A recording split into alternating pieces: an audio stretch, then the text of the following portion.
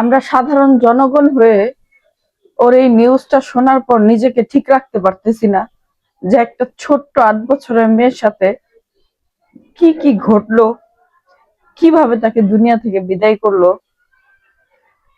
তাহলে ওর বাবা মার কথা একটাবার চিন্তা করেন যে ওর বাবা মা কি নিয়ে বেঁচে থাকবে। আসলে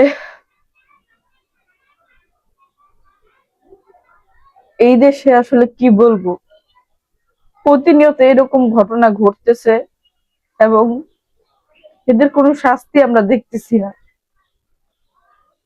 2 দিন পর পর এরকম ঘটনাগুলো ঘটতেছে, কিন্তু কোনো শাস্তি আমরা দেখতেছি না।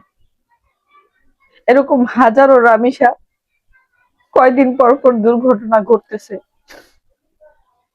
আর কত, আর কত এরকম রামিসা ঝরে যাবে।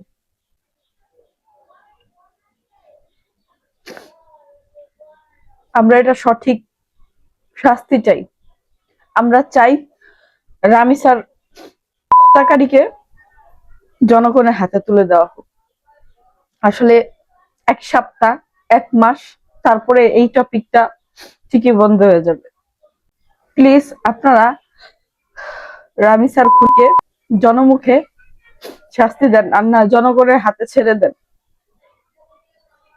কারণ এটার কঠিন শাস্তি না হইলে 2 দিন পর পর এরকম হাজারো রামিসা শেষ হবে। আমি নিজেকে কোনোভাবেই কন্ট্রোল করতে পারতেছি না, এত খারাপ লাগতেছে আমার, চিল্লায় কান্না আসতেছে। কি দোষ ছিল এই নিষ্পাপ 8 বছরের মেয়েটা, কি দোষ ছিল? আমি কথা বলতে পারতেছি না, আই এম সরি।